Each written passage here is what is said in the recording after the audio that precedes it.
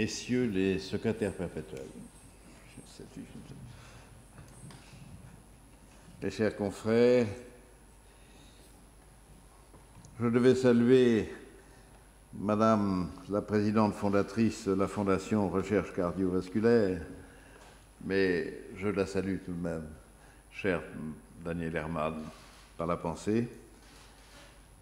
Madame, Mesdames, Messieurs les professeurs, Mesdames, Messieurs, soyez les bienvenus ici dans cette grande salle des séances, véritable nef patrimoniale où se réunissent les académies, chacune des académies, chaque semaine.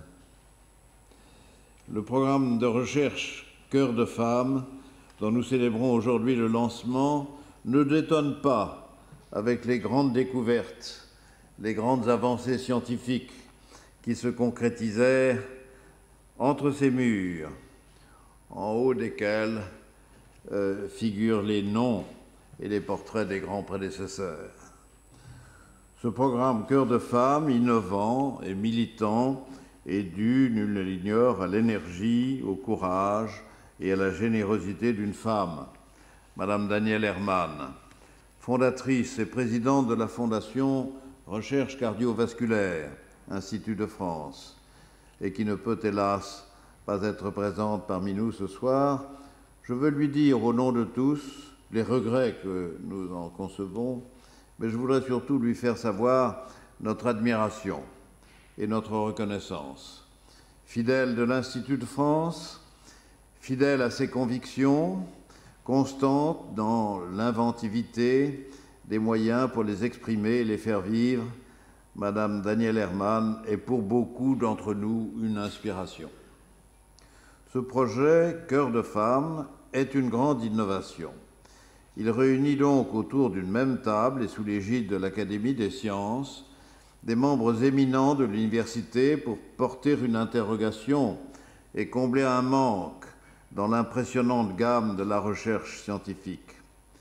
Que des femmes et des hommes d'une même profession se réunissent pour dénoncer et pallier ensemble certains défauts de leurs agissements, de leurs recherches, pour réfléchir à leur éthique, à leur dogme peut-être. Cela ne pourrait-il pas se comparer à un concile? Et c'est donc d'une façon tout œcuménique qu'il faut bien reconnaître que le programme de recherche Cœur de Femmes est un événement, un acte marquant. Je n'ai pas la science suffisante pour entrer dans les détails de ce programme.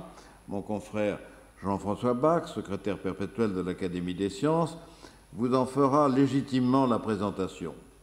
Ce que je sais néanmoins, je l'ai appris de Danielle Herman.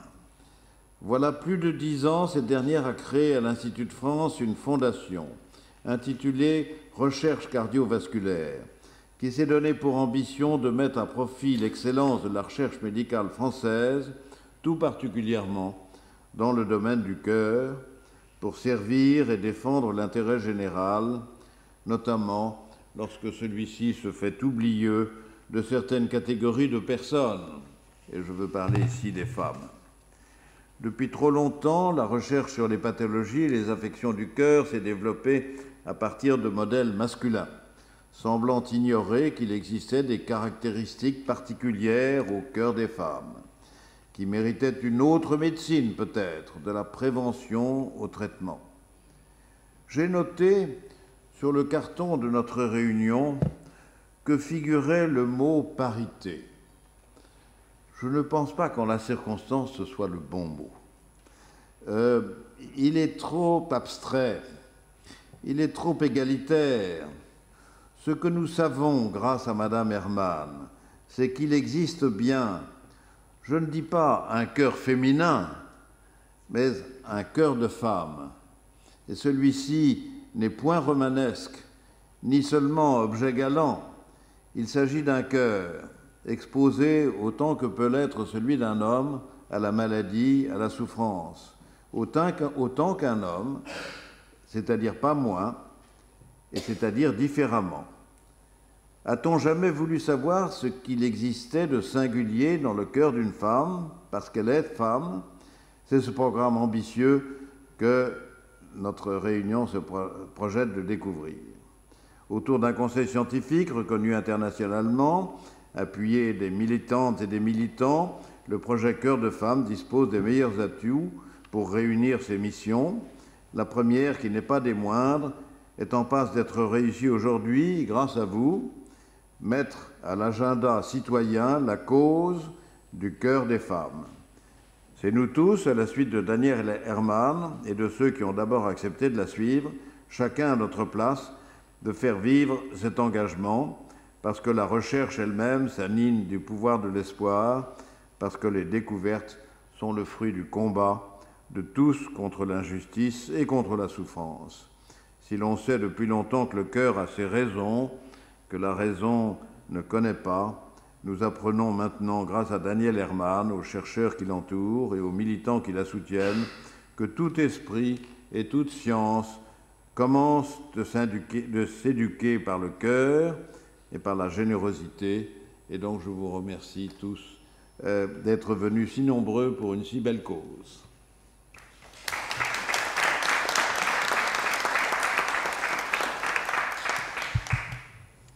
Monsieur le chancelier, chers confrères, mesdames, messieurs, c'est pour moi un plaisir de dire quelques mots sur l'activité scientifique de cette fondation. J'en dirai que quelques mots parce que le fond du sujet va être repris par différents orateurs et je ne voudrais pas pouvoir déflorer leur exposé. Mais je voudrais quand même néanmoins faire quelques commentaires d'introduction.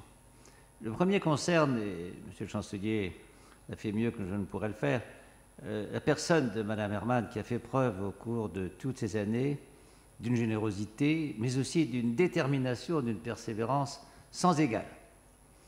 Elle a d'abord créé un prix dont j'ai eu l'honneur de présider le jury depuis déjà de nombreuses années, qui a couronné des lauréats de grande valeur dans différentes disciplines reliées à la cardiologie.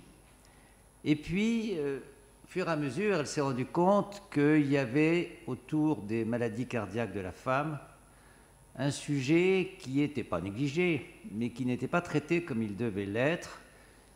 Elle partait bien sûr de sa propre expérience, qu'elle raconte volontiers, ce n'est pas trahir un secret médical de le dire, car elle en parle souvent. Elle est elle-même atteinte d'une pathologie cardiaque, et ce qui l'a incité donc à se battre comme elle l'a fait, comme elle continue à le faire. Alors, le prix concernait la cardiologie en général. La fondation de recherche dont il est maintenant question souhaite se focaliser sur un sujet plus particulier qui est le cœur des femmes, qui est de façon plus générale, disons, les maladies cardiaques de la femme. Quand on dit maladie et recherche médicale, il ne faut pas simplement voir le côté pathologique, qui est bien sûr l'objectif final, mais aussi toute la physiologie, toute la normalité du fonctionnement du cœur et plus généralement du système cardiovasculaire, car pour bien comprendre la pathologie, il faut comprendre le physiologique. Parfois même, le pathologique explique le physiologique. Il y a des allées et des venues incessantes entre les deux. Le problème est complexe. Et là, nous rentrons dans une difficulté qui va être illustrée par des exposés qui vont suivre, en particulier d'Alain-Jacques Valeron et de Claudine Junien.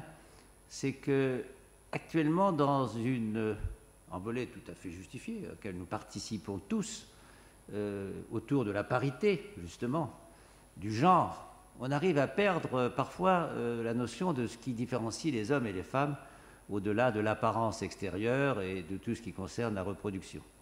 Or, en fait, nous allons en reparler, il y a beaucoup de choses de différentes entre les hommes et les femmes sur le plan biologique, sur le plan psychologique. Je n'irai pas dire jusqu'au plan intellectuel, car là, heureusement, il n'y a rien de prouvé, et même s'il peut y avoir des différences qui sont bonnes ou mauvaises d'un côté ou de l'autre, c'est sur le plan essentiellement biologique, et c'est ça qui nous intéresse, parce qu'il est évident que tout ce qui est autour du genre, qui peut moduler les différences biologiques, mais qui, au-delà, pour des raisons culturelles, doit être tenu séparé du reste, mais séparé tout en essayant d'en voir les interactions possibles. il est certainement vrai que la parité, qui est un objectif que nous essayons tous d'atteindre, nous avons même maintenant une loi qui nous oblige à prendre la parité en considération dans les élections des membres des académies. Bon, on le faisait, on y avait réfléchi avant que une loi nous y incite, mais enfin, nous allons le faire. La parité est un problème important, mais ce n'est pas l'objet de cette discussion ici, comme le chancelier le rappelait très justement. L'objet de cette fondation, c'est d'essayer de voir comment doit-on aborder les problèmes des maladies cardiaques des femmes par rapport à celles des hommes. Ce n'est pas tellement qu'elles soient plus fréquentes, elles sont différentes, elles sont communes pour beaucoup d'entre elles. L'infarctus du myocarde, toute la pathologie coronarienne, elle existe dans les deux sexes. Mais les choses se présentent de façon différente. L'âge de survenue des problèmes qu'on peut rencontrer avec cette maladie n'est pas absolument le même. L'évolution, la prise en charge n'est pas absolument la même. Alors, comment avancer? Quelles sont les actions de la Fondation? On va en parler maintenant et encore, je vais m'arrêter très vite. Bien, une première partie, c'est de faire l'état des lieux. Et l'état des lieux, avec des explications possibles, c'est l'épidémiologie. Et nous avons la chance d'avoir avec le professeur Alain-Jacques Valeron, membre de l'Académie des sciences, un des épidémiologistes français les plus éminents, qui a accepté d'aider la Fondation de ses conseils. Et nous allons l'entendre dans quelques instants. Donc il faut savoir où on en est exactement de toute la pathologie et de la prise en charge, du traitement, de la réaction au traitement, de l'acceptation, la façon dont les femmes sont, entre guillemets, traitées dans les hôpitaux. Je ne parle pas de traitées au point de vue médicaments, mais simplement prises en considération. Il y a des différences intéressantes. Enfin, il y a toute une série de problèmes qu'il faut analyser. Ça, c'est la première chose. Et après, la deuxième étape, c'est de mettre en œuvre des recherches qui tourne autour d'une investigation qui peut être clinique, qui peut être expérimentale. Et là, il y a le regret qui est souvent formulé que trop d'expériences chez l'animal sont faites dans un seul sexe, qui est une erreur énorme, car on retrouve chez l'animal évidemment les mêmes différences que dans notre espèce. Et donc là, il y a toute une recherche qu'il faut encourager. Et puis ça va jusqu'au traitement. Évidemment, les traitements ne s'appliquent pas de la même façon aux deux sexes. Donc il y a un champ considérable de problèmes qui n'a pas été beaucoup abordé. Alors il y a, peut-être Claudine Julien nous en parlera, il commence à y avoir dans certains pays, pas en France ou très peu, une médecine de genre. C'est-à-dire des médecins qui se sont intéressés justement à la différence de prise en charge des hommes et des femmes. Donc je pense que ce que nous dira Claudine Julien sera particulièrement intéressant de ce point de vue. Donc un large champ original, qui n'était pas jusqu'à maintenant vraiment pris en charge ailleurs et qui nous demande à nous, et vous demande à vous, membres du conseil scientifique, une grande originalité pour aborder ces problèmes qui ne sont pas nouveaux, loin de là, mais qui ont été un peu délaissés, il faut le dire. Et ça, cela est tout à fait regrettable. Et cela plus que dans d'autres disciplines, parce qu'il y a des disciplines où les différences entre hommes et femmes sont plus évidentes et donc elles étaient déjà étudiées de façon plus approfondie. Vous voyez donc un vaste programme et cette fondation très active, très dynamique, qui s'investit dans beaucoup d'actions pour recueillir les fonds nécessaires à ces recherches, comme tout le reste, les recherches de ce type nécessitent une aide financière, surtout dans la période difficile que nous traversons. Donc il est évident que cette fondation va avoir un rôle très utile pour stimuler ces recherches dans un domaine qui nous concerne tous. Voilà, merci. Donc, je coordonne ce conseil scientifique. Vous avez dans votre dossier la liste des membres du conseil scientifique. Il y a 14 membres. Ils ont été choisis tout simplement pour leur excellence dans leur domaine. Il y a des personnes qui sont membres de l'Académie des sciences, membres de l'Académie de médecine, qui sont d'excellents, très éminents chercheurs d'autres institutions. Mais on a essayé, dans toutes les disciplines concernées, d'avoir les meilleurs. Je dois dire d'ailleurs qu'il y a 14 membres, seulement 2 n'ont pas pu être présents aujourd'hui, et ça aussi, ça marque l'engagement des personnes. Toutes ces disciplines, Jean-François Bach a parlé de quelques-unes, Bien sûr, il y a l'épidémiologie. Je trouve que je suis un épidémiologiste, mais c'est vraiment une des disciplines. Mais il y a vraiment la biologie, vous allez voir. Il y a bien sûr la clinique en première ligne de cette action Cœur des femmes. Il y a tous les domaines. Alors, l'idée qu'on a eue, c'était de faire quelques présentations rapides. C'est toujours très difficile d'être rapide. Ces présentations, on a pensé les inaugurer par quelque chose qui est le petit film que M. Alexandre Akpil a fait pour la Fondation. Et ensuite, nous aurons quelques petites présentations plus formelles d'un certain nombre de membres du Conseil scientifique qui n'essaieront pas d'aller au bout du sujet, mais qui essaieront de lancer des graines et aussi d'ouvrir une discussion possible avec vous. Donc voici ce que je vous propose, c'est d'abord de regarder ce film, puis ensuite on va passer à ces exposés du Conseil scientifique. Voici Nathalie. Comme la moyenne des Françaises, elle passe dans sa cuisine 2 fois plus de temps par jour qu'un homme.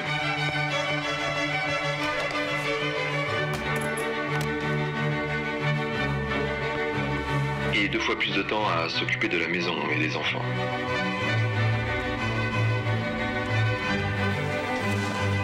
À poste égal, elle gagne 27% de moins que ses collègues masculins.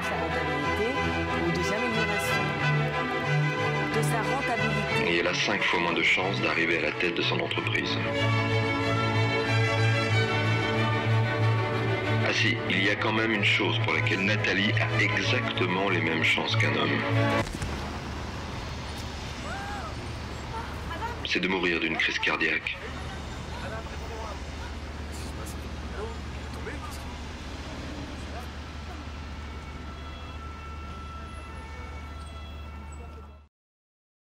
Bonjour à tous. Je voulais juste vous dire 2 mots à propos de cette campagne. Et tout d'abord, comme vous l'avez fait, une pensée pour Daniel Herman qui aurait tellement voulu être avec nous aujourd'hui. C'est une campagne qui est le résultat d'un vrai échange avec Madame Herman parce que, comme vous l'avez dit, elle-même vit cette situation-là.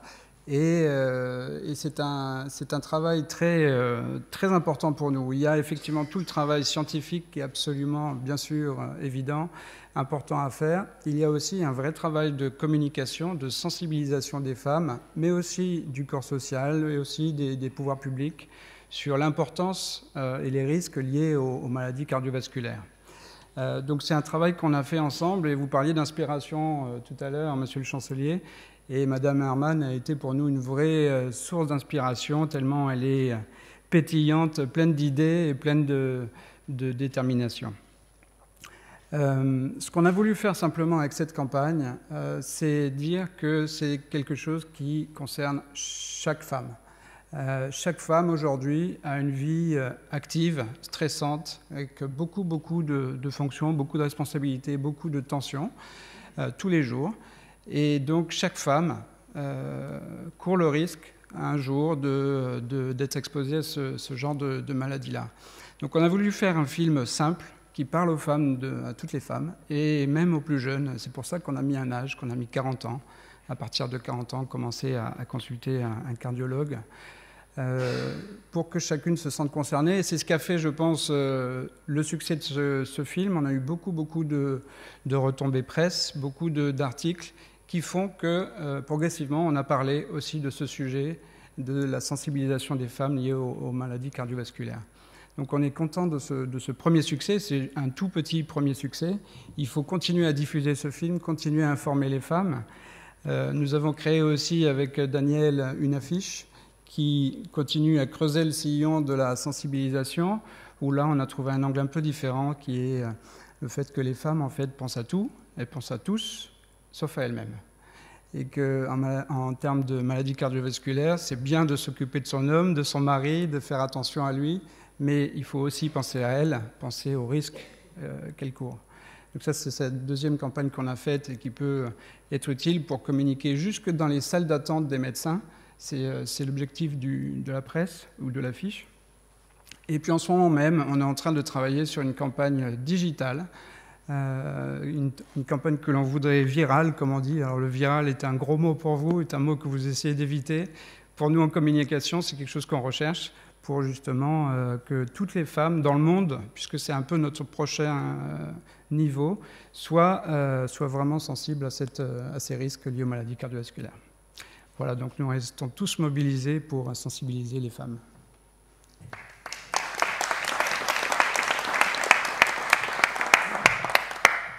Merci beaucoup. Alors, Monsieur Jean-Noël Fabiani, de l'hôpital Georges Pompidou, va nous donner un point de vue d'expert, de clinicien et d'expert. Merci, Monsieur le Chancelier, Monsieur le Président, mes chers collègues, Mesdames, Messieurs. Je voudrais vous parler de ce qui pourrait sembler être tout simplement un malentendu. Tout ce qui est vraiment important dans la connaissance cardiovasculaire a été déterminé par une étude juste après-guerre, en 1948, dans une petite ville américaine qui s'appelle Framingham, dans le Massachusetts.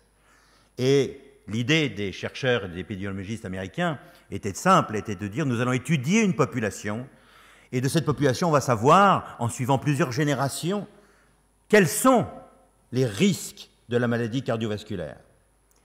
Et de ces travaux sont sortis tout ce que l'on sait, pour ainsi dire maintenant. L'hypertension artérielle, le tabac, le cholestérol, le diabète de type 2, l'obésité, enfin tout ce que nous connaissons, l'hypertension bien sûr, tout ce que nous connaissons comme facteur de risque de la maladie cardiovasculaire viennent de cette étude. Et c'est l'ensemble de ces études, 2500 publications quand même, eh bien, ont abouti à une vedette. Cette vedette, c'est l'homme de 50 ans. L'homme de 50 ans qui manifestement représente tous les résultats de ces études cardiovasculaires. Et la femme, eh bien on ne s'intéresse pas à la femme dans ces études, ou peu. Et pourquoi? Eh bien parce que tous les cliniciens le savent, la pathologie, la symptomatologie de la maladie cardiovasculaire chez la femme est différente. Elle n'a pas souvent des signes aussi nets, aussi typiques que ceux que l'on connaît chez l'homme.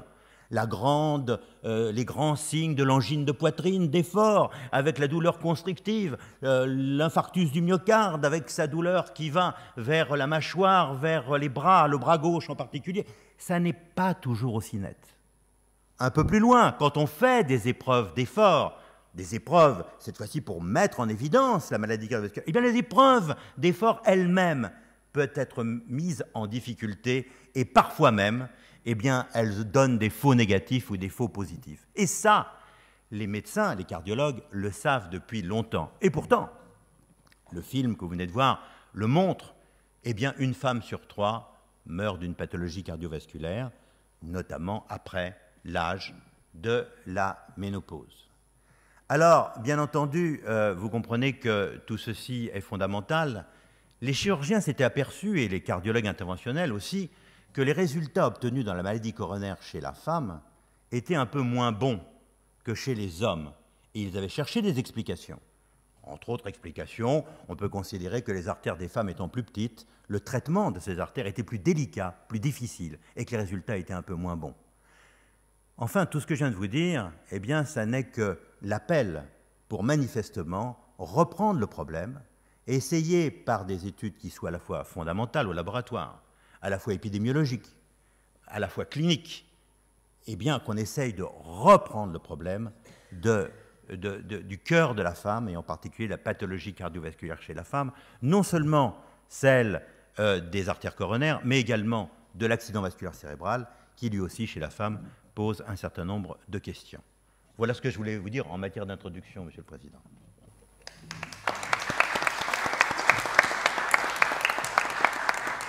Merci beaucoup. Notre épidémiologiste du conseil scientifique, qui n'est pas là, qui est Dominique Costagliola, avait donné comme première priorité dans son domaine pour le programme Cœur des femmes de réfléchir à une équation de Framingham pour les femmes. Et je suis frappé que vous ayez commencé votre exposé par cela, parce que c'est vrai qu'en fait, l'équation du risque, comme on dit, elle n'est pas connue chez la femme, et on applique en gros bien qu'il y ait quelques coefficients. Enfin, on applique en gros ce qui a été obtenu par Framingham dans une population, comme vous le disiez, d'hommes de 50 ans en majorité. L'étude de Framingham est tellement importante que son budget annuel, qui 50 ans après, elle existe toujours, est voté directement par le Congrès des États-Unis. C'est pour dire les efforts qu'on a pu faire pour certains domaines cardiovasculaires, avec beaucoup de rentabilité d'ailleurs. Mais maintenant, en effet, on est ici pour s'attaquer au problème des femmes. Donc les exposés du Conseil scientifique, je vais inaugurer le premier en donnant juste quelques chiffres épidémiologiques. Après, Madame Junien va parler de déterminants génétiques, de l'importance du sexe sur le développement, finalement. Juste avant, Bernard Lévy nous aura parlé du déséquilibre entre les hommes et les femmes dans la recherche clinique qui permet de faire progresser les traitements. Il nous expliquera à quel point cette recherche clinique est déséquilibrée. Ensuite, M. Arnal parlera des récepteurs estrogènes et de l'influence des hormones sexuelles sur le système cardiovasculaire. Et puis, enfin, Mme Laurence Cortés et Bernard Roch parleront aussi du problème du déséquilibre homme-femme dans la pharmacologie. Voilà, on va essayer d'être rapide pour laisser du temps à un dialogue, des questions. Je vais essayer moi-même d'être rapide, surtout.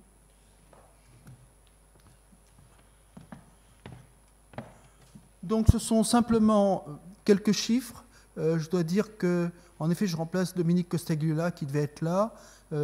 J'ai cueilli un certain nombre de chiffres avec des collaborateurs et je vais vous les présenter. D'abord, les chiffres sont à peu près pareils en France. C'est une diapositive qui n'est pas à moi, elle est illisible, j'essaye de me défausser, mais enfin, 42% des décès dans la région Europe des hommes sont dus à une maladie cardiovasculaire et 52% des décès des femmes sont dus à une maladie cardiovasculaire. Il faudrait raffiner ces chiffres, mais voilà. Donc, plus d'une moitié chez les femmes des décès sont cardiovasculaires, moins d'une moitié chez les hommes. Ce qu'il faut aussi remarquer, c'est que chez les femmes, 52% des décès sont cardiovasculaires, et puis que le cancer, la cause de mortalité qui motive le plus dans les études de perception les femmes en termes de prévention, c'est le cancer du sein. Et vous voyez que les chiffres sont n'ont rien à voir, c'est 3% de mortalité. Voilà. Alors ceci dit, après avoir montré ces chiffres que tout le monde connaît plus ou moins, je vais vous montrer ce qu'il en est réellement une fois qu'on regarde les choses un peu plus en détail. Alors, ça, c'est en effet les nombres de morts. Les nombres de morts, vous voyez à gauche une courbe qui vous dit, en vert, par exemple, comment meurent les femmes, comment sont mortes les femmes en 2008 à chaque année d'âge. Et vous voyez un pic, comment sont mortes les femmes par maladie cardiovasculaire. Vous voyez un pic, là où il y a eu le plus de morts chez les femmes par maladie cardiovasculaire, c'est vers 80 ans. Et puis vous voyez un creux historique dans cette commémoration de la guerre 14-18. Vous voyez le creux entre les deux pics. Eh bien, c'est le creux, c'est anecdotique, mais c'est toutes les femmes qui ne sont pas nées à cause de la guerre 14-18. On les retrouve à ce moment-là. Ça n'a rien à voir avec notre sujet, mais c'est intéressant de commenter ce creux en ce moment. La guerre 14-18, elle est présente encore chez nous dans les statistiques de décès qui arrivent tous les jours dans les mairies. C'est frappant. Alors, la courbe de droite, elle nous dit quel est le rapport femmes-hommes dans les nombres de décès par maladie cardiovasculaire. 1, ce serait la parité. Mais en réalité, dans les grands âges, il y a 6 fois plus d'hommes que de femmes. Et puis, quand on est dans les âges jeunes, disons jusqu'à 60 ans, c'est moins. Bon, eh bien, ces figures qui sont très connues en réalité méritent absolument d'être corrigées parce qu'il y a beaucoup de morts cardiovasculaires chez les femmes âgées, mais il y a aussi beaucoup de femmes âgées, beaucoup plus que d'hommes âgés. Là, la parité n'est pas respectée, les femmes survivent mieux que les hommes. Donc, pour essayer de parler risque, il faut rapporter à la population. Et quand on rapporte la population, c'est-à-dire qu'on regarde quel est le risque de mortalité cardiovasculaire par million de personnes vivantes, on s'aperçoit de quelque chose qui est connu des épidémiologistes, moins connu du public, c'est que le taux de mortalité des femmes est en dessous celui des hommes. Vous voyez que la courbe rouge, c'est le taux de mortalité des hommes. Il augmente chaque année d'âge, il est plus fort. C'est une espèce de courbe continue. Et puis la courbe de mortalité des femmes augmente aussi, mais elle est toujours en dessous de celle des hommes. Vous voyez aussi que la ménopause ne produit pas un choc très visible dans la courbe de mortalité des maladies cardiovasculaires. Probablement qu'elle produit en effet quelque chose, peut-être Jean-François Arnal va sûrement même nous en dire quelque chose, mais parce que vous voyez que la courbe verte se rapproche de celle des hommes au moment âgé. Mais le point dont on doit se rappeler, c'est que le risque de mortalité cardiovasculaire des femmes, il est en réalité à chaque âge moindre que celui des hommes. Est-ce que ça veut dire que donc il faut qu'on termine cette séance? Ça va très bien. Pas du tout, parce que en réalité, la question qui se pose, c'est pas de comparer les hommes et les femmes, c'est de se demander quelles devraient être les courbes dans des conditions optimales de traitement. Ça veut dire, si on prenait bien en charge la prévention et le traitement des femmes, est-ce que la courbe serait là où est la courbe verte? Il est facile de démontrer que non, que cette courbe qu'on observe, elle est plus forte que celle qu'on devrait observer. Et j'en dirai un mot tout à l'heure. M. Fabiani en a dit un mot à propos des différences de traitement hommes-femmes, justement. Juste, cette figure, je passe dessus pour ne pas vous faire perdre de temps, mais c'est pour vous montrer que à la ménopause, parce qu'on peut penser que les courbes de mortalité sont des indices extrêmement peu sensibles, et que si on ne voit rien à la ménopause sur le cardiovasculaire, c'est juste que l'instrument de mesure est trop grossier. Mais en réalité, quand on prend une maladie comme le cancer du sein, quand on prend la mortalité par cancer du sein, vous voyez à quel point les courbes changent d'allure à la ménopause. Alors que pour la maladie cardiaque, ça c'est Elizabeth Barrett-Connor qui avait ça sur les données américaines. Vous voyez cette courbe continue qui est semblable à celle que j'ai trouvée chez les Françaises. Deux dernières présentations. Oui, la mortalité cardiovasculaire chez l'homme et chez la femme a diminué de façon continue depuis 40 ans. Elle a diminué chez l'homme, chez la femme, mais pour ne pas encore allonger l'exposé, je n'ai pas montré ce qu'on voit à 40 et 50 ans, dans les tranches d'âge 40 et 50 ans, et là la situation est moins bonne chez la femme. C'est vrai que je ne l'ai pas montré parce qu'il y a aussi beaucoup moins de morts et les données statistiques sont un peu moins jolies à présenter, mais il faut savoir qu'à 40-50 ans, la situation de décroissance est moins bonne qu'à 60-70 ans. Quelque chose que nous avons fait, que je n'ai pas vu fait, c'est de regarder qu'est-ce qui se passe dans une seule génération en prenant toutes les données de mortalité depuis 50 ans, que nous avons la chance d'avoir individuelles dans mon laboratoire. Et vous voyez que, et en somme, c'est des études, ce qu'on appelle de cohorte. La courbe que vous voyez en haut, verte, là, 1920, eh bien c'est comment la génération 1920 est morte de maladies cardiovasculaires. Et vous voyez une fois encore à quel point cette mortalité croissante, continue, implacablement augmente avec l'âge. Vous voyez qu'elle est en dessous de la courbe rouge 1920 des hommes, et vous voyez qu'en effet elle se rapproche pour les âges élevés. J'ai à peu près fini pour vous dire que bon, c'est sûr que le risque de mortalité cardiovasculaire est plus faible chez les femmes que chez les hommes. C'est sûr qu'il a décru depuis plusieurs dizaines d'années. C'est sûr que la ménopause ne modifie pas, j'aurais dû dire beaucoup, l'accélération continue de ce risque avec l'âge. Mais, d'abord, ce qui est admis, c'est que la moitié du progrès, en gros, à la louche, observé sur la mortalité cardiovasculaire vient des progrès de la prévention et la moitié des progrès du traitement.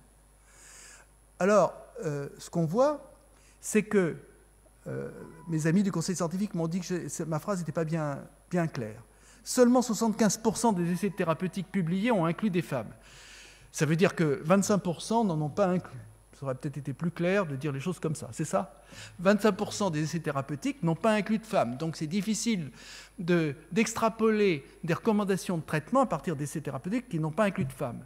Mais en épidémiologie, je dois vous dire que ceux qui ont inclus des femmes, les 75%, en réalité, on inclut trop peu. Ça veut dire que quand on essaye d'analyser les résultats des femmes à l'intérieur de ces essais thérapeutiques, on a trop peu de sujets pour avoir des conclusions solides. C'est sûrement une chose qu'il faut qu'on change. il n'y a pas beaucoup d'études de prévention chez les femmes. Par exemple, vous savez que l'aspirine est bien connue pour prévenir l'infarctus du myocarde chez l'homme, mais que ça ne semble pas le cas chez la femme. Donc, manifestement, l'homme et la femme, Claudine Junien va en parler en biologiste, l'homme et la femme, leur biologie est différente, et donc on ne peut pas extrapoler tout simplement des résultats de l'homme à la femme. Enfin, il y a des différences de prise en charge très fortes entre l'homme et la femme. Je donne un exemple, là, avec ce traitement, cet exemple de traitement, très différent chez l'homme, 24%, par rapport à la femme, 14%. Un travail formidable qui a été fait sur l'ensemble des données des patients traités dans nos hôpitaux français sur une année et qui est paru dans Circulation. Je vais passer là-dessus. On m'a dit ne parle pas du traitement hormonal substitutif parce que c'est toute une histoire. Je ne vais pas en parler, donc. J'avais mis cette diapositive, pas tellement pour parler du traitement hormonal substitutif, mais pour vous dire les chiffres de la recherche. Les chiffres de la recherche. Quand sont parus les résultats sur le traitement hormonal substitutif, qui ont remué beaucoup la presse, les femmes aussi, compte tenu des résultats, beaucoup d'interlocuteurs m'ont dit en France, mais enfin, c'est scandaleux, on va appliquer en France les résultats d'un essai américain. Pourquoi vous, Français, et toi, qui es un épidémiologiste, qui a une grosse unité de recherche, etc., pourquoi diable vous n'avez pas fait vos propres études? Qu'est-ce que vous fichez? Eh bien, l'étude américaine, elle a porté sur 162 000 femmes et elle a coûté 260 millions de dollars. Alors, évidemment, il ne faut pas avoir l'idée que l'épidémiologie se fait avec un tableur Excel sur son évier le soir. C'est vraiment des choses qui coûtent très cher et c'est pour ça que c'est pas souvent fait en France et quand c'est fait, que c'est malheureusement pour l'instant trop souvent fait uniquement chez les hommes ou dans des populations où il n'y a pas assez de femmes pour qu'on puisse tirer des résultats sur la population des femmes. Voilà. Merci et pardon d'avoir, je le crains, dépassé mon temps.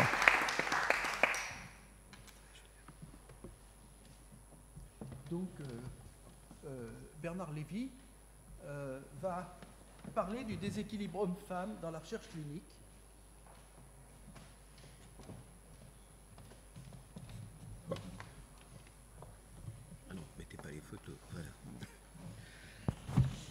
Monsieur le chancelier, monsieur le président, mesdames, messieurs, je dois vous avouer que je ne fais partie de ce conseil scientifique que depuis 15 jours et ce sont des questions que je ne m'étais jamais posées, à ma grande honte. Donc je ne vais pas vous apporter de réponse, 15 jours c'est un peu court, mais vous faire un constat. Et je n'avais pas tout à fait réalisé la solennité du lieu quand j'ai préparé cet exposé, et en y réfléchissant, est-ce que je fais véritablement une médecine? Je suis cardiologue de formation, je soigne des patients.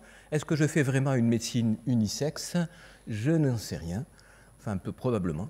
Et la question qu'on m'a posée, y a-t-il un déséquilibre homme-femme dans la recherche clinique? Et la réponse est à l'évidence oui.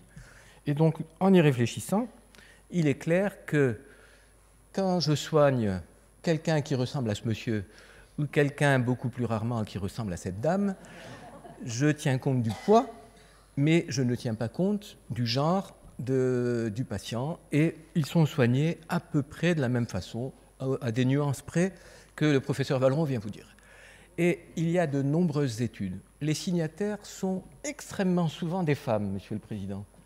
Et ces études montrent, voici une très récente qui est apparue il y a quelques mois, qui montre que dans l'hôpital McGill de Montréal, qui n'est quand même pas un exemple de sous-développement, une étude sur 1300 infarctus de femmes ont montré que les femmes ont davantage de risques que les hommes de succomber à un infarctus du myocarde à Montréal, dans le quartier le plus chic et un des meilleurs soins d'Amérique du Nord.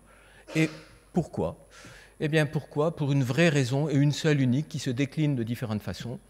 On confond souvent chez la femme un infarctus du myocarde avec une crise d'angoisse. Le professeur Vebani nous a dit que les signes cliniques ne sont pas les mêmes, on le sait depuis notre externat, mais on confond encore avec une crise d'angoisse et c'est donc un mauvais diagnostic. Examen plus rapidement pratiqué chez l'homme que chez la femme. Chez la femme, on va attendre que ça se calme. Donc le temps pour avoir un électrocardiogramme est plus long chez la femme que chez l'homme. Et moins d'une femme sur 3 bénéficie d'une fibrinolyse. La fibrinolyse, c'est on enlève le caillot de la coronaire qui est bouchée, on le dissout avec un produit injecté localement. C'est une technique qui doit se faire rapidement après l'infarctus. Eh bien, moins d'une femme sur 3 bénéficie d'une fibrinolyse en moins de 30 minutes. Et finalement, tout ceci aboutit à ce que les femmes ont un risque plus élevé de succomber à un infarctus de myocarde dans le beau quartier de Québec, de Montréal.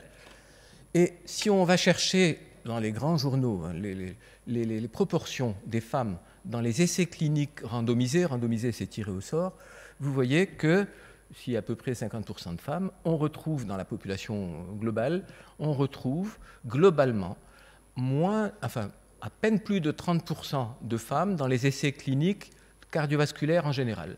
Selon le type de maladie, on en trouve plus ou moins. Le moins, c'est dans les maladies coronaires. Le plus, c'est dans le diabète et l'hypertension. Et vous voyez qu'il y a toujours moins de 50%, donc même moins de 40% de femmes dans les essais cliniques qui nous servent à rédiger les recommandations qui servent à tous les médecins à soigner les patients tous les jours.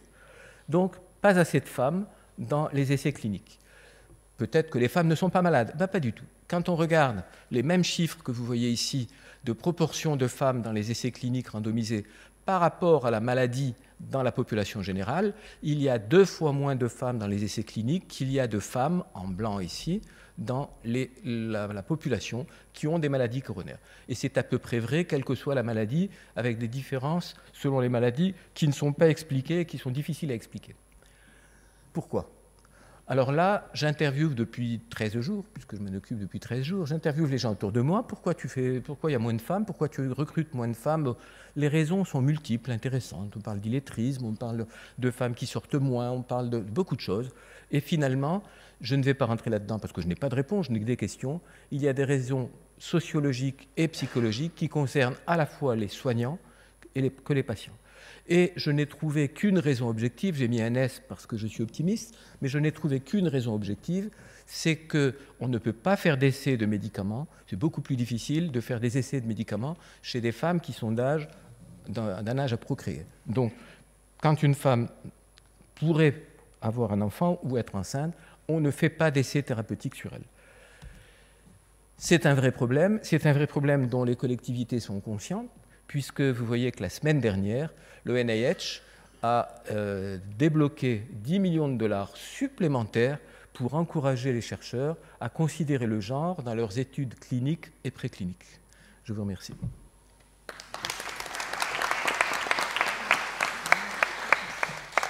Merci beaucoup. Donc, nous allons passer à la biologie avec Claudine Junien, spécialiste du développement, épigénéticienne, membre de l'Académie nationale de médecine. Eh bien, merci beaucoup et surtout merci à Daniel Herman pour cette fondation qui rejoint mes aspirations depuis un certain nombre d'années. Ça fait 15 ans que j'ai commencé à faire en médecine des cours sur le dimorphisme sexuel, puisque c'est le terme habituel, c'est-à-dire les différences entre les sexes. Eh bien, j'étais la seule faculté à faire ça, et maintenant, tout est arrêté. Il n'y a plus rien en France. Il n'y a plus rien en France, mais surtout, ce qui est choquant, c'est qu'il y a 15 ans aussi, à la même époque, au Karolinska Institute à Berlin, à l'hôpital de la Charité, il y a eu des femmes, surtout des femmes, qui se sont penchées sur ce problème et qui ont lancé ce qu'elles appellent des Gender Medicine Institute, et qui maintenant ont vraiment pignon sur rue, à la fois pour faire l'enseignement, mais aussi pour stimuler la recherche fondamentale et clinique, pour faire de la communication et de l'éducation. Et en fait, moi, c'est un petit peu ça mon but, c'est qu'on arrive vers ça. Alors j'étais très contente que Peggy Sastre, une journaliste, ait écrit ce livre, « Le sexe des maladies ». Elle m'a demandé de faire l'entretien final. C'est un livre qui, enfin, explique au public quelles sont les différences entre les hommes et les femmes, qui ne sont pas simplement des différences de genre, mais des différences de maladie, c'est-à-dire des différences biologiques. Alors je vais donc effectivement revenir à ce que sont les différences biologiques en partant du tout début, c'est-à-dire la conception. Pourquoi ? Parce que l'ovule de maman et le spermatozoïde de papa, ils contiennent 23 chromosomes, mais il y en a surtout un qui est important. Chez le père, c'est soit un chromosome Y, soit un chromosome X. Chez la mère, c'est toujours un chromosome X. Et l'association des deux va aboutir à quoi ? XY, et on va avoir un petit mâle, mais cette composition XY, elle n'est pas que dans les gonades, elle n'est pas que dans l'aspect extérieur, elle est dans toutes les cellules de l'individu. Et c'est vraiment ça le message important à arriver à faire passer aujourd'hui, c'est que toutes les cellules de notre corps, quand on est un homme, elles vont être XY et aussi au niveau du cœur. Et ces chromosomes, je vais vous l'expliquer ensuite, ont une importance primordiale, et je vais vous le montrer. Donc chez la femme, quand elle est XX, eh bien c'est la même chose dans toutes les cellules de son corps, y compris le cœur, mais aussi le cerveau. Elle va être XX plus les 22 autres paires de chromosomes. Alors, ça veut dire quoi tout ça ? Ça veut dire que depuis le départ, depuis la conception, nous avons des différences entre hommes et femmes sur la séquence des gènes. Ce n'est pas des différences de gènes, c'est sur la séquence des gènes, mais aussi de certains gènes. Nous avons 1,5%. Et sur 23 000 gènes, c'est considérable. Ça veut dire qu'il y a des expressions qui sont différentes. Mais surtout, ce qui est important, c'est que ces 1,5% de gènes qui sont sur l'X et sur l'Y, ils influencent l'expression des autres gènes. Si bien que juste après la conception, à un stade très précoce, si on regarde la différence d'expression des gènes dans ce qu'on appelle le blastocyste, eh bien, on a 30% de différence entre un petit mâle et une petite femelle. Donc c'est considérable. Même si ces différences sont minimes, ce qui est très important, c'est de voir que, par exemple, à ces stades-là, au stade embryonnaire, vous avez déjà des différences de réaction à l'environnement. Par exemple, une cellule de petit mâle va mieux supporter l'alcool qu'une cellule de petite femelle. Or, c'est exactement ce qu'on retrouve à l'âge adulte. Donc, ça commence très tôt.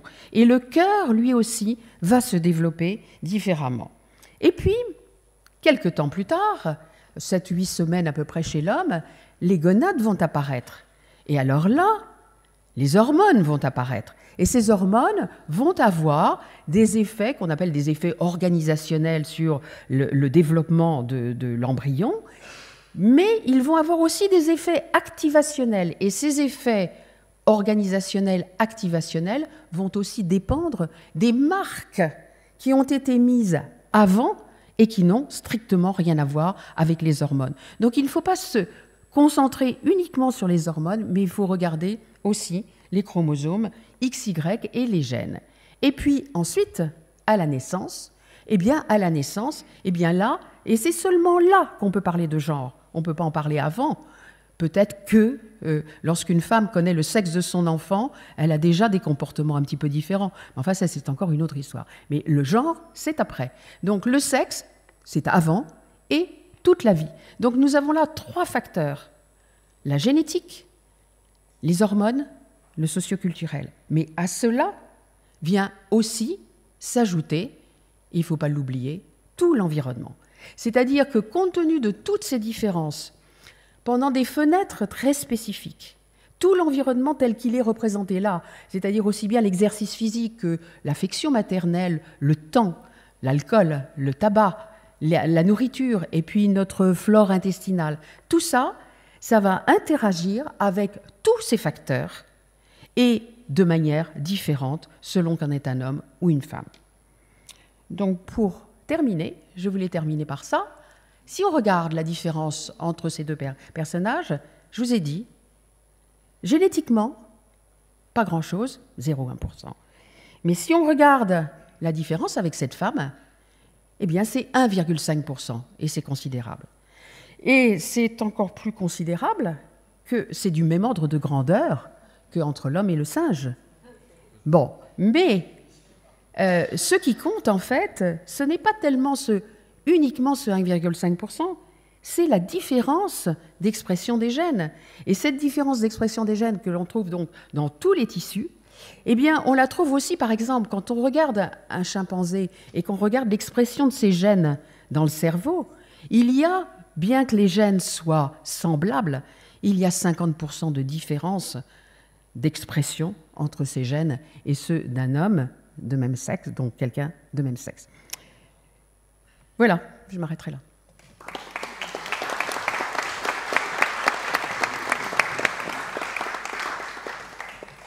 Merci beaucoup.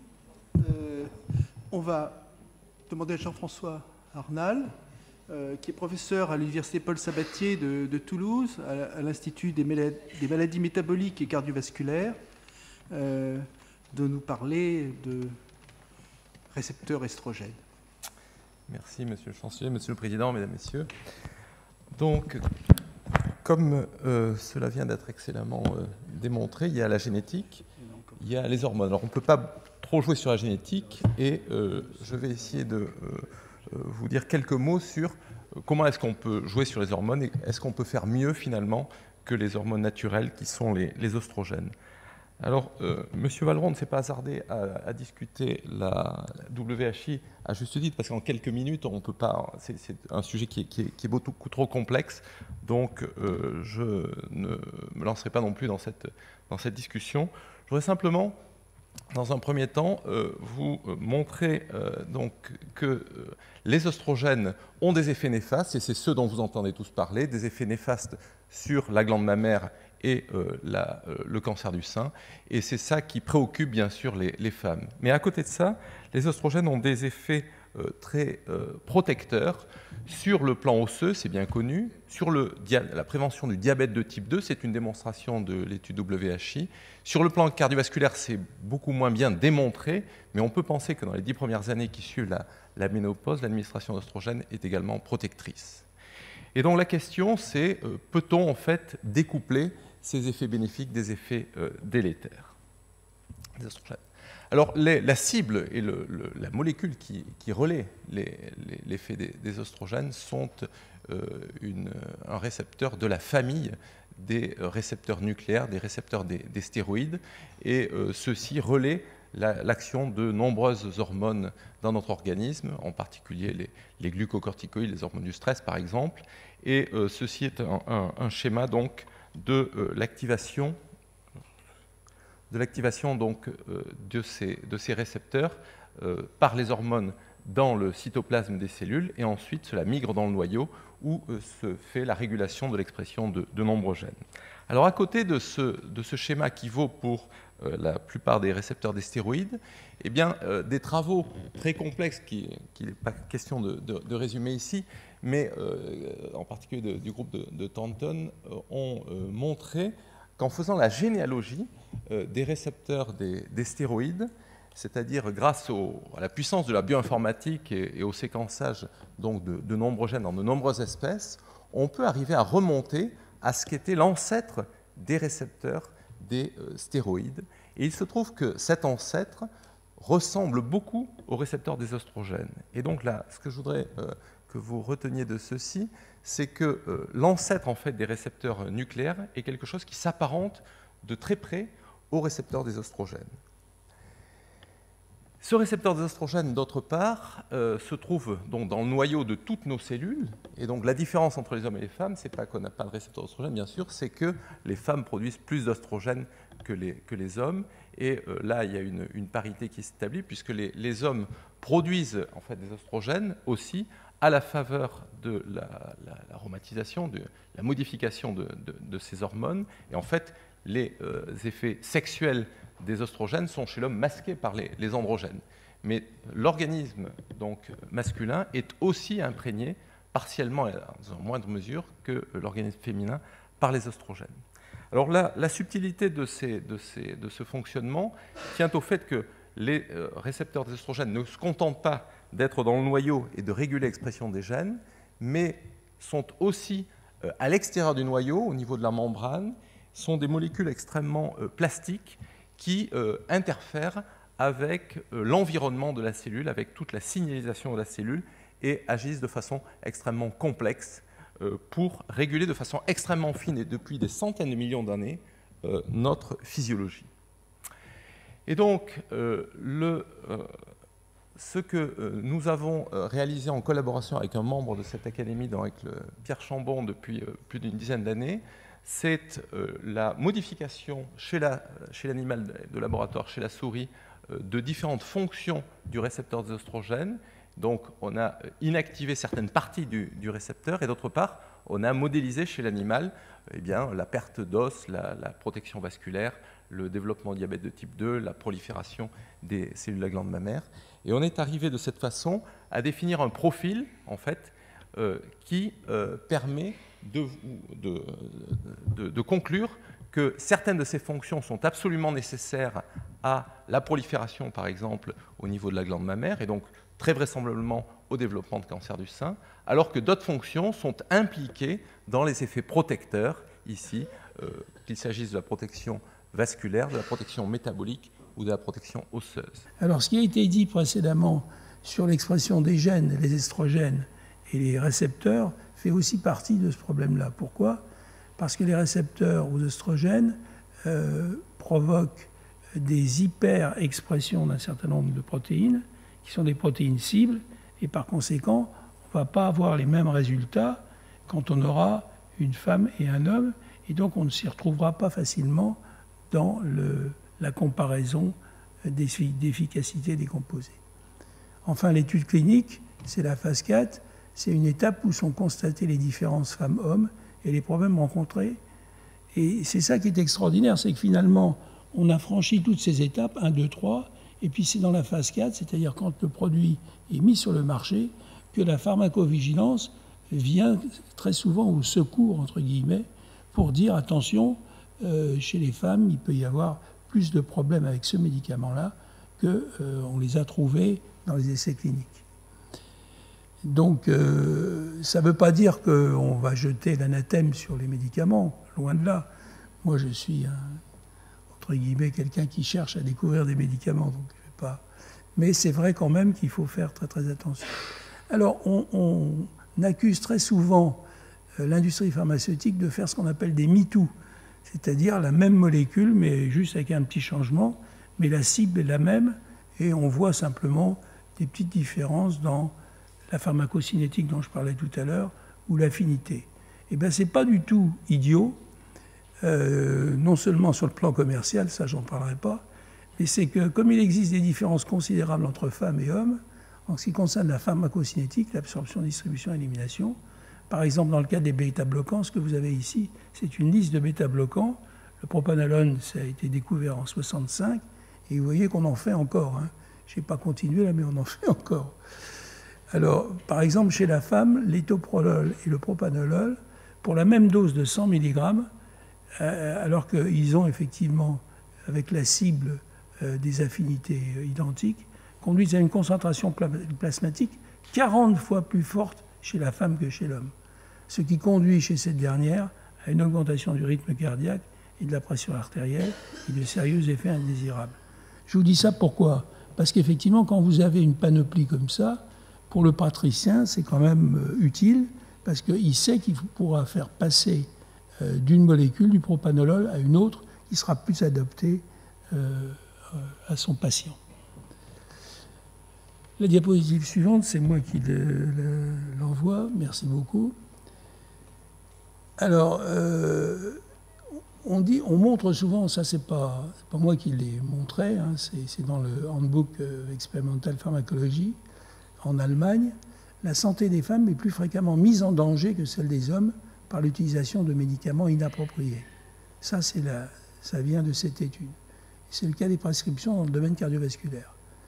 Donc, par conséquent, et ça rejoint ce que j'ai dit précédemment, lorsque des médicaments sont prescrits à une femme, le médicament doit être soigneusement choisi. Et souvent, il y a pléthore, et c'est le cas des bêta-bloquants ou des inhibiteurs d'ACE. Et donc, finalement, on a le choix. Et malheureusement, ce n'est pas toujours bien fait. D'abord parce que la pharmacologie n'est pas bien expliquée dans le médicament, ce qui fait que le praticien, souvent, a beaucoup de mal à s'en sortir. Et donc, effectivement, là, les différences qui peuvent exister entre le mâle, je dirais, et la femelle doivent être bien expliquées à l'étape de pharmacologie, de façon à ce que le praticien puisse les utiliser par la suite. La diapositive suivante. Pardon, je ne veux vraiment pas appuyer. Alors, je voudrais vous montrer quelque chose qui est très intéressant dans le domaine cardiovasculaire, mais pas seulement dans le domaine cardiovasculaire. C'est dans la vie en général. Au cours de l'évolution, le contrôle des fonctions vitales, cardiaques, respiratoires, rénales, hépatobiliaires et d'autres, se sont diversifiés de manière à assurer la survie de l'espèce. Et le dysfonctionnement d'une voie de contrôle peut être suppléé par un hyperfonctionnement d'une autre. En effet, s'il n'y avait qu'une seule voie de contrôle, le seul ennui, si je puis dire, le seul désordre de cette voie de contrôle aboutirait à la mort. L'évolution a bien fait les choses puisqu'elle a mis plusieurs systèmes en marche pour réguler une fonction vitale de façon à ce que l'organisme puisse continuer à vivre. C'est ce qu'on appelle souvent l'équilibre homéostasique. Et en conséquence, dans les maladies cardiovasculaires, plusieurs traitements pour une même pathologie sont possibles. Et souvent, quand on les associe, on obtient une synergie. Et ça, c'est extrêmement important. Alors, par exemple, l'exemple type, c'est le contrôle de la pression artérielle de l'insuffisance cardiaque par les vasopeptides. Vous allez voir, Catherine va vous parler des vasopeptides et de leurs cibles, qui sont soit des récepteurs, soit des enzymes, soit du reste des deux. Là, j'ai vu un certain nombre de substances, mais Catherine va en parler. Je crois que je dois avoir fini, non? Regardez tout de suite. Oui, je pense que Catherine... Voilà, Catherine va vous parler justement de ces vasopeptidases et de leur fonction dans la correction des désordres vasculaires. Voilà, merci beaucoup. La parole. Donc, je vais continuer un peu l'exposé qu'a commencé le professeur Roch, puisqu'en fait, je vais essayer de vous illustrer donc, dans une pathologie qui est l'hypertension et qui est un facteur de risque pour les maladies cardiovasculaires. En fait, l'hypertension, elle affecte 26% de la population adulte et la prévalence de l'hypertension artérielle augmente avec l'âge chez la femme et est supérieure à celle observée chez l'homme après 70 ans. Les monothérapies sont inefficaces dans plus de 50% des cas et la plupart des patients hypertendus sont traités par 2 ou 3 médicaments afin de contrôler leur pression artérielle. Et 15% des patients hypertendus sont résistants à 3 médicaments antihypertenseurs. L'hypertension elle est à l'origine de 60% des maladies cardiovasculaires, soit l'infarctus du myocarde, l'AVC ou la cardiomyopathie. Et une femme sur 3 meurt d'une maladie cardiovasculaire et c'est la première cause de mortalité féminine. Nous avons essayé avec le professeur Roch tout d'abord, on a identifié une nouvelle cible thérapeutique pour le traitement de l'hypertension qui se situe dans le cerveau, qui est l'aminopeptidase. Et on a développé donc une molécule, le RB150, qui, administrée par voie orale, va rentrer dans le cerveau, être réduite, fournir le C33 qui va bloquer cette enzyme, l'aminopeptidase, bloquer la formation de l'angiotensine 3 et donc normaliser la pression artérielle chez l'animal hypertendu. Et ce produit est à l'heure actuelle en essai clinique et vous pouvez voir que même en 2014, les essais cliniques chez le volontaire sain est effectué chez les volontaires sains masculins, type caucasien. Et on va effectivement faire l'essai clinique, la preuve du concept chez l'homme, c'est-à-dire l'essai clinique phase 2A, chez des hommes et des femmes, mais des femmes ménopausées. Et les femmes ménopausées vont représenter à peu près que 20 à 30% des patients qui vont être étudiés. Donc ça, on en est encore à ce niveau-là, donc ça doit être amélioré. Et pourquoi? Comme on vous l'a déjà dit, nous, on a observé que chez les mâles, les souris mâles, il y avait une activité de l'aminopeptidase cérébrale qui était inférieure à celle observée chez les femelles. Et en fait, en travaillant avec le professeur Catherine Sandberg, qui travaille au Centre d'études des différences sexuelles, aussi bien en santé que dans les maladies ou avec l'âge, à l'université de Georgetown à Washington, elle a produit des animaux qui peuvent être des femelles, mais qui peuvent être soit XX ou soit XY. Et donc, on a pu voir, en étudiant ces animaux, que notre activité chez des femelles qui étaient soit XX ou XY, la présence du chromosome Y diminuait de façon drastique l'activité aminopeptidase cérébrale. Et donc, ça montrait que l'activité de notre enzyme, qui est notre cible thérapeutique pour le traitement de l'hypertension, est chromosome sexuelle dépendante. De plus, chez les femelles, lorsque l'on enlève les ovaires, on voit que l'activité, elle est augmentée de façon importante. Voilà, importante. Et si on retraite avec des œstrogènes, on renormalise l'activité au niveau des femelles contrôle. Donc ça montre que cette activité, cette cible thérapeutique, elle est aussi œstrogène dépendante. Donc ça montre l'importance, si on veut traiter les femmes avec ce médicament, et aussi les hommes évidemment, de regarder la sensibilité chez les femmes à ce nouveau médicament. Est-ce qu'il faudra une dose plus élevée, une dose moins élevée? Est-ce qu'elles sont plus sensibles, moins sensibles? Et donc il faudra, non seulement pour ce médicament, bien évidemment, c'est un exemple, mais aussi développer ou prescrire des médicaments pour traiter les maladies cardiovasculaires en prenant en compte la différence entre femmes et hommes. Et ça va se faire à tous les niveaux du développement du médicament. Aussi bien au moment où on va caractériser la cible thérapeutique. Il faut la faire chez l'animal mâle et femelle. Et il faut regarder la régulation au cours de la pathologie, que ça soit une pathologie, donc l'hypertension ou l'insuffisance cardiaque, regarder l'influence des chromosomes sexuels, l'influence hormonale. Ensuite, pour les essais précliniques chez l'animal, il faut aussi que ça soit fait chez le mâle ou la femelle, déterminer la sensibilité aux différentes molécules, celles déjà existantes ou celles en cours de développement, parce que ça n'a pas été fait, et déterminer la biodisponibilité de ces composés, les doses à utiliser. Et ensuite, pour les essais cliniques, il faudra aussi prendre en compte cette différence entre femmes et hommes et effectuer tous les essais cliniques, que ce soit la phase 1, 2 ou 3, à la fois chez l'homme et chez la femme. Et donc, si on arrive à comprendre les mécanismes impliqués dans la régulation de la pression artérielle et de la fonction cardiaque, ça devrait permettre de développer de nouvelles classes d'agents thérapeutiques ou mieux utiliser ceux qui sont déjà prescrits pour normaliser les fonctions cardiovasculaires chez la femme. Merci de votre attention.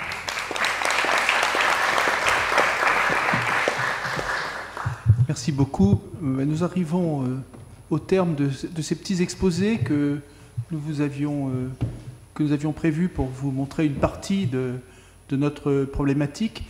On va pouvoir interagir ensemble. Je voudrais dire aussi qu'il y a des membres du conseil scientifique, ça aurait été un peu long, il y a des membres du conseil scientifique qui ne se sont pas exprimés, mais qui sont là pour éventuellement interagir avec vous, soit maintenant, soit tout à l'heure dans la petite réunion conviviale qu'on va avoir. En particulier, il y a Jean-Baptiste Michel, qui est ici, qui est directeur de recherche à l'université Denis Diderot, qui travaille sur l'athérothrombose. Il y a bien sûr Céline Gallès, qui est chargée de recherche à Toulouse, qui est une responsable d'équipe dans l'Institut des maladies métaboliques et cardiovasculaires. Pilar Galland, qui est directrice adjointe de l'unité d'épidémiologie nutritionnelle de l'Université Paris 13. C'est une unité qui a d'ailleurs été lauréate d'un prix de la Fondation de recherche cardiovasculaire et qui pourrait sans doute interagir très bien avec nous pour parler de prévention dans le domaine de la nutrition. Voilà. Alors, des questions ? La première est la plus difficile, j'ai essayé de la poser. Je suis généraliste. Et quand on a parlé des médicaments des hommes et des femmes, tout de suite la question que je me suis posée, c'est que généralement les posologies de médicaments, c'est des milligrammes kilos, et un homme de 90 kilos, une femme de 50 kilos, c'est pas pareil, bien sûr. Alors on connaît les problèmes d'induction enzymatique, notamment au niveau hépatique, beaucoup de médicaments chez la femme. Moi, je voudrais savoir si dans les effets indésirables qui ont été rapportés, en dehors des problèmes de posologie, il y a une différence vraie entre les hommes et les femmes observées. Bernard ? Oui, c'est une excellente question. Bernard, tu peux... Merci. C'est une excellente question parce qu'effectivement, il faut tenir compte du poids quand on donne des médicaments. Ce que j'ai expliqué tout à l'heure, hein. Pour atteindre la cible, il va falloir du temps, il va falloir des quantités de barrières. Effectivement, le poids joue dans ce domaine. Et puis, en ce qui concerne les effets secondaires, c'est effectivement extrêmement difficile de les prévoir pour l'ensemble des genres, si je puis dire. Hein, il y a quelques effets secondaires qui sont plus fréquents chez la femme que chez l'homme. Mais ça dépend encore du type de molécule, puisque vous le savez, et je ne l'ai pas mentionné, le médicament, très souvent, et même pratiquement toujours, va donner naissance à des métabolites. Et ces métabolites peuvent être extrêmement toxiques, et par conséquent, ça, c'est une des sources de toxicité de la molécule en question. Catherine ? Juste aussi, c'est qu'en fonction, comme on vous l'a montré, en fonction de la molécule qui va être utilisée, la biodisponibilité ne va pas être la même. Donc la concentration dans le corps de la femme ou de l'homme va être complètement différente. Et donc si on a atteint des concentrations très élevées, par exemple chez la femme, on va être capable de toucher d'autres cibles qu'on n'a pas envie de toucher. Et donc par ce fait-là, eh bien, on va avoir des effets secondaires qui vont être indésirables. En fait, une petite question pour les femmes de moins de 40 ans, parce que c'était très bien montré dans le clip, où finalement la femme d'aujourd'hui est très occupée, pense à beaucoup de choses, très stressée. C'est peut-être moins le cas il y a des années. Est-ce qu'il y a quelque chose justement à faire avant les 40 ans ? Ou est-ce que c'est finalement une question qu'on n'a pas à se poser jusque-là et on continue notre vie jusqu'à 40 ans sans se poser de questions? À ne pas faire d'abord, c'est d'associer une contraception orale et le tabac. Ça, c'est démontré depuis longtemps. Donc ça, c'est une première chose. Pour le reste, essayer d'avoir une activité physique et sportive. Ça, tout le monde le sait aussi. Autrement dit, on revient sur les principes qui étaient ceux des hommes, parce que finalement, pour qu'on s'occupe des femmes, a-t-il fallu que l'on attende qu'elles vivent comme des hommes? C'est la question qu'on peut se poser aussi. Mais bon, en tout cas, pour la question que vous soulevez, je pense qu'il y a un consensus actuellement pour dire qu'il serait quand même bon qu'à partir de 40 ans, les femmes consultent un cardiologue et fassent une épreuve d'effort, un électrocardiogramme d'effort, une scintigraphie myocardique d'effort, peu importe, mais qu'on cherche à dépister les choses. Je pense qu'on va avoir beaucoup de négatifs quand même, mais peut-être pas, à 40 ans en tout cas. À 50 ans, c'est sûr. J'aurais souhaité ajouter un autre aspect que Madame Danielle Herman les porte à cœur, c'est tout ce que le cœur c'est aussi dans l'assiette. Quand on va regarder son site et on regarde les aspects de prévention, c'est évident qu'avoir une hygiène de bonne alimentation, c'est simple, c'est traditionnel, c'est ce que nos grands-parents nous ont montré, c'est le fait d'avoir une alimentation diversifiée, riche en fruits et légumes, riche en céréales, et substituer de temps en temps les viandes pour les poissons, et manger des céréales et faire attention à la consommation abusive du sel, joue un rôle important à 20, à 30, 40, comme dans des âges plus âgés. Important la prévention. Alors c'est un peu vrai, mais tout de même, pendant des années et des années, tous nos maîtres nous ont dit le cholestérol chez la femme, ça n'a strictement aucune valeur, ça n'a rien à voir avec le cholestérol de l'homme. Et ça, c'était que tout le monde disait cela encore, et peut-être qu'aujourd'hui, on peut se reposer la question, quid du cholestérol et de la femme? Nous sommes, comme disait Bernard Lévy, un certain nombre de personnes ici qui n'auraient pas fait ces efforts sans elle et qui sont heureux de les faire avec elle, donc nous espérons la revoir bientôt. Et je voudrais peut-être donner la parole à Mme Cahen, qui est une amie de Mme Herman. Monsieur le chancelier, monsieur le secrétaire perpétuel, vous entendez? Mais il faut appuyer sur le bouton. Il faut appuyer sur le bouton. Si, il marche. Mesdames les professeurs, mesdames et messieurs les professeurs, mesdames, messieurs, Danielle Herman est fatiguée. Nous espérons que c'est une fatigue passagère. Je suis profondément touchée de la marque de confiance et d'amitié qu'elle m'a témoignée en me demandant de la représenter auprès de vous pour vous lire son texte sur cette cause qui lui tient à cœur au sens propre et au sens symbolique, cet organe qui a failli l'emporter et auquel elle a consacré son énergie et sa vie. Danielle Herman, le parcours d'un cœur. Comme toutes les femmes, je croyais que la première cause de mortalité féminine était le cancer du sein. Mais quand j'ai eu entre les mains les chiffres de mortalité par maladie cardiovasculaire, j'ai été choquée, sinon bouleversée. Mon parcours personnel m'a sensibilisée au cœur des femmes. Je n'oublie pas dans quel état désespéré je me suis rendue très jeune la première fois à cette opération de la dernière chance à cœur ouvert. Je n'oublie pas non plus le talent, sinon le génie du professeur Alain Carpentier et cette merveille qu'on appelle la recherche médicale. J'ai subi 2 opérations à cœur ouvert, mais j'ai été également opérée d'un cancer où on m'a enlevé la totalité de l'estomac. Puis j'ai eu un cancer du sein et pour d'autres raisons une ablation de l'utérus. Aujourd'hui, je sais que si j'étais née 50 ans plus tôt, à l'autre bout de la planète, je ne serais plus là aujourd'hui. Dès ma première opération, ma décision a été prise et j'ai créé, avec l'aide du professeur Alain Carpentier, une association pour trouver des fonds pour la recherche. Puis bien plus tard, pour la seconde fois, une fondation au sein de l'Institut de France.